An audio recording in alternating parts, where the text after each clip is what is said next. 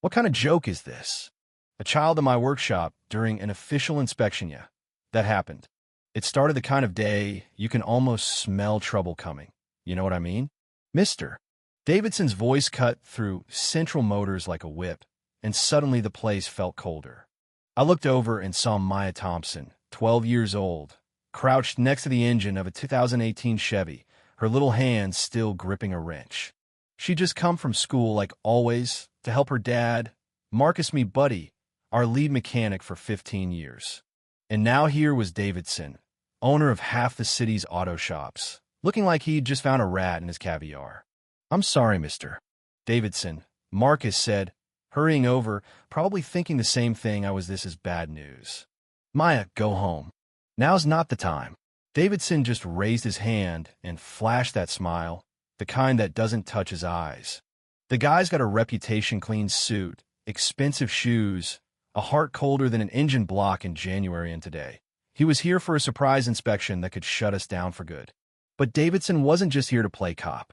"Wait, Marcus, let her stay," he said. "Actually, I have a better idea." Maya straightened up, looked Davidson right in the eye. She already knew that look. She saw it on teachers, store guards, even neighbors. That look that says, "I've already decided who you are and what you're worth." But Maya, she stood her ground. Davidson strutted over to a Porsche 911, covered up at the back of the shop. "This car," he announced, "is special. My best guys couldn't fix it. No one even knows what's wrong. So, how about we give the expert a chance? If your little girl can figure out what's wrong, I'll keep this place running." You could have heard a wrench drop. 8 grown mechanics, stumped for days, now waiting to see if a kid could outdo them. "Mr. Davidson, she's just a kid," Marcus protested, but Davidson was already locked in. "Exactly. A kid who spends all day tinkering in my shop. She must know as much as you, right?" Maya just paused, then nodded, a fire flickering in her eyes. "All right," she said, steady as ever. Davidson grinned, turned to the rest of us. "If she gets it right, the shop stays open and you all get a bonus. If not, well, now that's pressure." But Maya just walked over to the Porsche, her hands moving over the hood like she was reading Braille. The fear in her melted away. This wasn't a kid anymore. This was someone who'd been preparing for this moment her whole life. What Davidson didn't know was that Maya had been sneaking her dad's technical manuals for months, digging into systems even some pros didn't get. She'd already formed her own theory about this Porsche before Davidson even showed up. She circled the car, her eyes scanning every bolt and wire, while Davidson played ringmaster and the rest of us watched, caught between hope and disbelief. "Is this going to take long, princess?" Davidson mocked, arms crossed, trying to keep the upper hand. Some of the guys looked at her with pity. Others, like Tony, our veteran, looked at her with curiosity. Tony whispered to Marcus, "Man, this isn't right. She's a kid. If I step in, we're done." Marcus said back, jaw clenched. But Maya didn't seem to notice. She worked in a pattern ignition, fuel, electronics, same order any seasoned mechanic would use. "Interesting," she muttered almost to herself. Davidson snorted, "Giving up already?" But Maya shook her head, crouched down, and pointed to a small black box on the computer. "This module here, did anyone check if it's sending the right codes?" Silence. Tony frowned. No one had checked it. It was too new, not in most of our manuals. "Of course we checked," Davidson lied, but Maya stayed cool. "Makes sense. I just read about those modules in the manuals in Dad's office. Sometimes I borrow them when he's not looking." Marcus just stared, blinking. "Maya, those are for certified mechanics. I use my phone to translate the hard parts," she said like it was nothing. "And YouTube helps too." Davidson started laughing. This girl thinks she can fix a Porsche with YouTube? But Maya was locked in.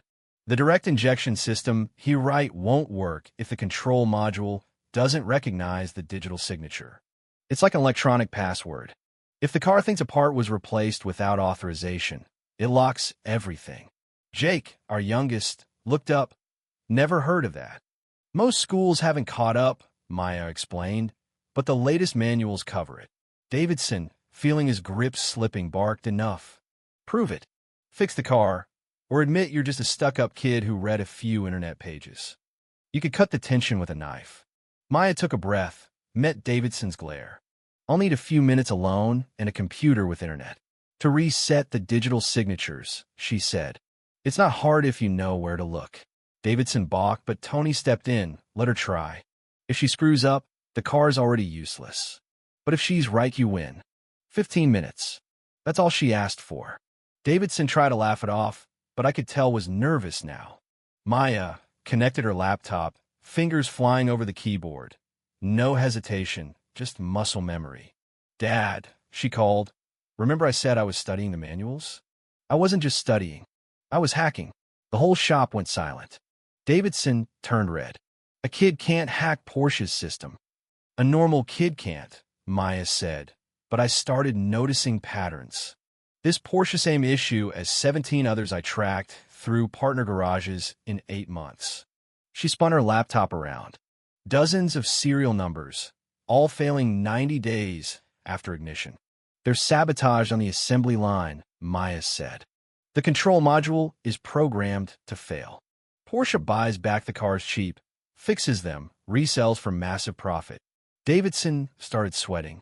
Where'd you get that? Same place that told me you get a 15% commission on every unfixable car. He went pale. She clicked to game mails, contracts, instructions, bank transfers. Marcus looked over her shoulder, eyes wide with fury. You knew all along, Marcus said. He did, Maya replied. He told you not to look for software fixes. Kept you busy with dead ends.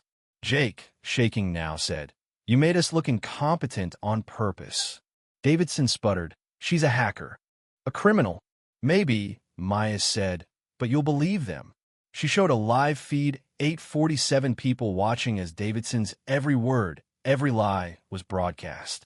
Comments flew by people recognizing Davidson, angry about repairs, some calling the FBI. Davidson looked lost, beaten. Why? He finally managed. Maya shut the laptop, voice steady and wise beyond her years. Because you thought a black girl from the projects couldn't catch you. You only saw what you wanted to see. Outside, sirens grew louder. Davidson, cornered at last, realized the child had just ended his career. No one saw it coming, but that broadcast didn't just bring down one corrupt boss, it made Maya a national hero. 3 months later, she was in Seattle, pitching fraud detection systems to executives from Tesla, Google, Microsoft. Jennifer Walsh from Tesla said, "Congratulations, Maya. Your proposal could change the industry." How does a $2 million consulting contract sound? Maya just smiled, asked for one condition: her father's workshop, her team, had to be part of the project. Meanwhile, Davidson was stuck in a small apartment, facing fraud charges, his shop's gone, his marriage over. The news played Maya's awards ceremony, and he muttered, destroyed by a child, but Central Motors? Now it was Thompson and Daughter Automotive Tech, training neighborhood kids in advanced repair skills. Marcus wiped away tears as Maya explained new tech to reporters. Tony held up a tablet, saying, 30 years, and a kid showed us we had more to learn. Maya grinned. It's about different eyes, not knowing more. Jake, now supervisor, nodded. She taught us more about fairness than any adult. 6 months on, Maya's system was in 2,000 shops, her nonprofit Clean Codes, training young people everywhere. At a school talk, a boy asked, "How'd you stand up to him?" Maya smiled. He confused power with intelligence. He judged me by my age and color. That gave me surprisingly greatest weapon. The crowd hung on her every word. He thought he knew my limits. That made him careless. I was prepared. The best revenge is being so good. They regret underestimating you. 2 years later, she was at MIT, consulting worldwide, while Davidson couldn't get hired anywhere. Maya's story wasn't about revenge, it was about rising so high. The people who doubted you can't even see you anymore. She didn't just fix an engine, she fixed a broken system, created chances for kids like her, and proved that the biggest mistake is to judge by appearance. If you felt something reading this, share your story below. Have you ever been underestimated then? Prove someone wrong? Your voice could inspire someone who needs it right now.